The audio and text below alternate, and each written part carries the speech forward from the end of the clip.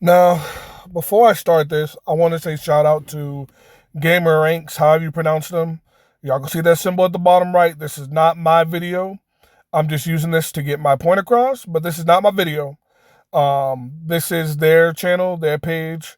So I'm just using it for the background. Volume's down. I didn't feel like getting a whole bunch of clips together, games I played. Too much work. I just wanted to talk about something. And that something happens to be gaming fatigue. What is gaming fatigue? How you get diagnosed with gaming fatigue? I'm gonna give you guys a little help on that. All right. And spoiler alert to all this stuff they're showing, because I beat Final Fantasy 16 and they're showing a lot. But anyway, what's gaming fatigue? I'm showing open world games in the back because I feel like they're a big part of gaming fatigue. I should have Call of Duty and some other games on here, but I don't put Final Fantasy 16 on here. This ain't my list. I wouldn't have it on my list because Final Fantasy 16 was awesome. But in general, open world games have been dull. They have been boring and they have been same old, right? So let me start off with, how do you have signs of gaming fatigue? Because we're not like we're the doctors right now. I'm you guys' doctor. I'm Dr. Mario right now. Let's see if you get diagnosed with gaming fatigue. Take these key points down. One, you download over 50 games. I know you're probably like, what? How's that gaming fatigue? I'm a gamer. That's why I'm downloading. No. Let me explain this why. Let me explain to you why. If you download over 15 games, what's happening is your mind can't focus on one. You're getting so bored that you feel like, I need to download this. I need to download this. I got to play this. I got to play that. I got to play this. You're overwhelmed. You're overwhelmed about thinking about, dang, I got nothing to play. You're playing games that you never might have played. You just seen it pop up on your PlayStation, your Xbox Game Pass, your Switch. You're like, let me play this game. Let me just try it out. So when you download multiple games like that, you don't really have a goal. You just are downloading to say, hey, maybe one of these I like. But then you start playing the game, you're like, this game's boring. And the game can be really good. It's just at that time, it's not a good time because you have gaming fatigue. That's one. Two, you start saying things with your friends when they say, hey, let's hop on. Or you start saying things like, man, I don't even have time for games anymore, honestly. Games just aren't the same. I don't feel like really playing right now. Oh, I gotta go do this today, when realistically you're not doing nothing besides trying to go to sleep or watching Netflix. Um, then the second half of this of your diagnosis, that's the first half of the second part. The second half of the second part is you start using your gaming console or PC as a streaming device. You start noticing the hours is logging up on Netflix. The hours is logging up on YouTube. The hours is logging up on Hulu and all these apps now, Amazon Prime. You start to watch a lot of media. What Xbox originally wanted to do when the Xbox One launched was make it a media device, make it a TV. Now a lot of people are doing that. But at that time, people were pissed off. People was pissed about it. People was like, nah, that ain't me, bro. I can't do it. Now people is like, yo, I need to watch that Netflix. Game of fatigue. I'm telling y'all, whoever's watching this, I know you like, dang, this is true. I know it. The next thing is you start saying, man, I need to buy me an Xbox if you have a PlayStation. If you have a Xbox, you start saying, dang, I need to buy me a PlayStation. If you have both, you start saying, dang, maybe I need to look into the Switch. If you have all three, dang, I need to get a PC. Or vice versa. I got nothing to play. I don't have nothing to play no more. And that you have nothing to play, you got gaming fatigue, bro. You got full of the symptoms at this point. You got gaming fatigue. You're tired. It's too much. Another sign of gaming fatigue. The games that you even love, that no matter what anybody says, the Call of Duties, the 2Ks, the Maddens, the most repetitive games there are, you even get to the point now where you're playing those and you're like, this don't feel right. I don't even like this no more. This game's repetitive. Oh, you're winning in the game and still bored. My friend, you have gamer fatigue. Now, let me give you guys a testimonial from me, someone that has suffered from game fatigue, and I had to take the right medication to get better. This isn't a knock to Xbox. This isn't a knock to Nintendo. This isn't a knock to PlayStation. This isn't a knock to PC. And ain't a knock to nothing. It's a knock to Xbox. This is what happened with me. I was the biggest Xbox fan in the world. I think the only thing that made me not the biggest fan in the world is because I never got to go to their big events. But man, I tell you this, I went to E3 2019. I went before E3 closed. You don't believe me? Go look at our introduction video on our page. Me and my crew went. That's when Gears was popping, and we thought Gears was going to change lives. You know, we have interviews, everything about Gears, all that, right?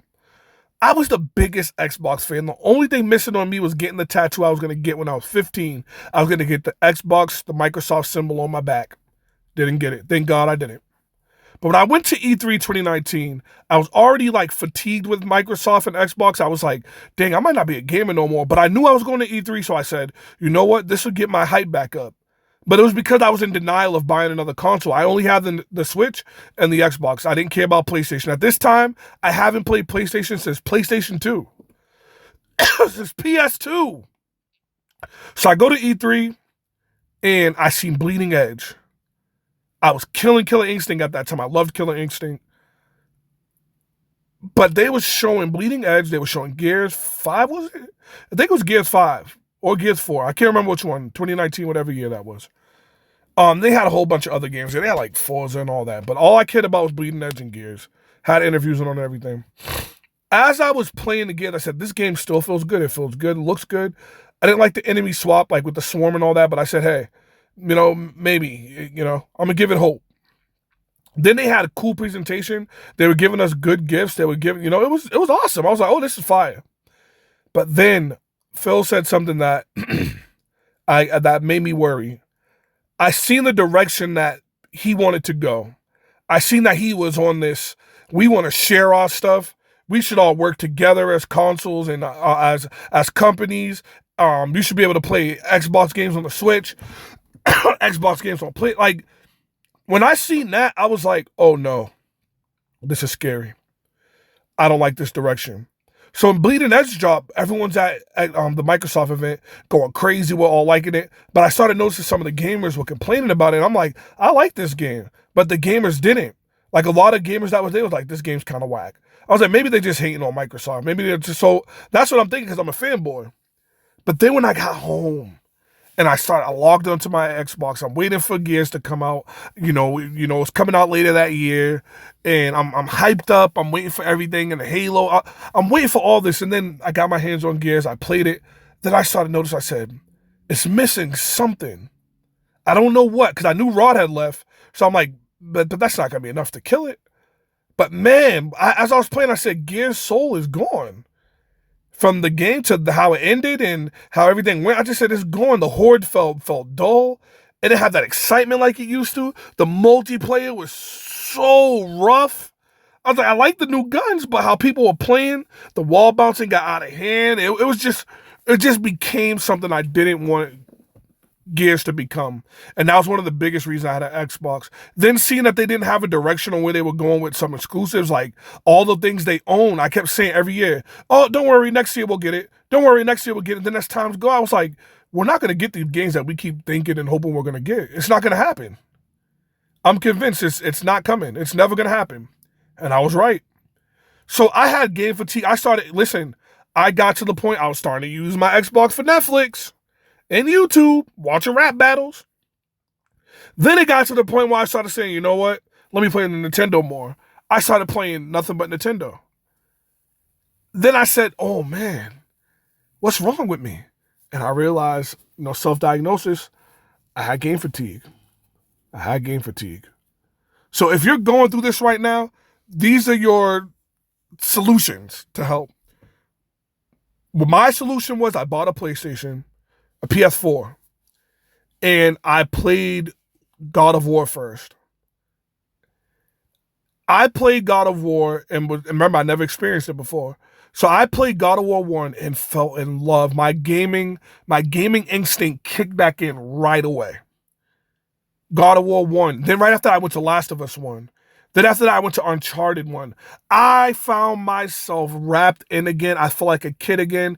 And then I just went on a rampage of being all these amazing games back to back to back. God of War 1, 2, 3. 2018 was already out because I didn't get on until 2019. So 2018 was already out and I went on to that. And man, I just found myself in love with gaming again. So you got to find whatever that is that you're missing. You got to find that in gaming. You got to find out what console that's going to be, what system that's going to be, what game is that going to be. There's always something. And if it's not working on the console you love, go get another one. Now, if you got all 3 consoles and a PC and it ain't working, you might be at your time, my friend.